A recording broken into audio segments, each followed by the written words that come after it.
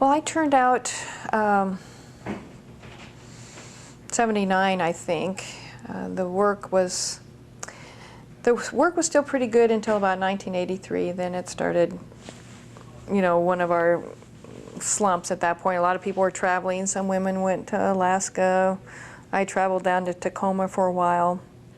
But people were starting to look at being out of work for more than 6 months at a time. And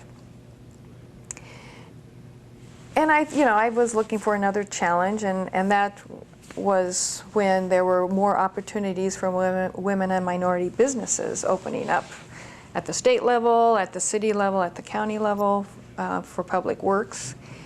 And I saw an opportunity to I'm thinking, well, I know there's work out there. How do I get it?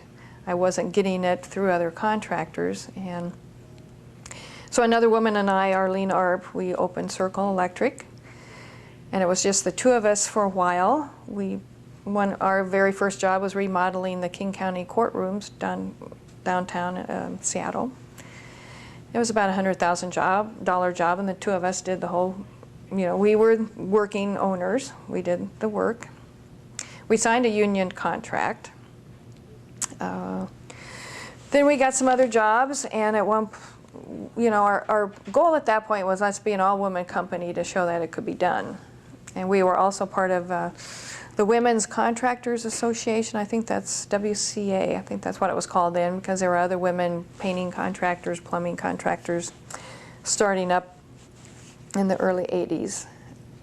So we had a Women Contractor Association.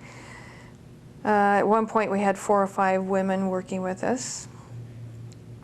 And it was very difficult. Bidding, it was sort of like bidding on the jobs, doing the jobs, working 7 days a week until you could build up enough. We didn't have a lot of money, a huge bank account. We did work at the Seattle Center. We were bidding some city fire stations. People had a perception. I think there were a lot of the white contractors had this perception, the city and county are just giving jobs to women and minority contractors. That never happened to me. I always had to bid against a field of 5 to 10 small contractors, and it was very competitive. Right. Once in a while we would, because our price was good and they needed a woman contractor, that's how we did get the job. But if our price wasn't good, we never got the job. So it was very challenging. It was very exciting. It was very, I really liked it because I was learning a lot of different things. Self-taught estimator.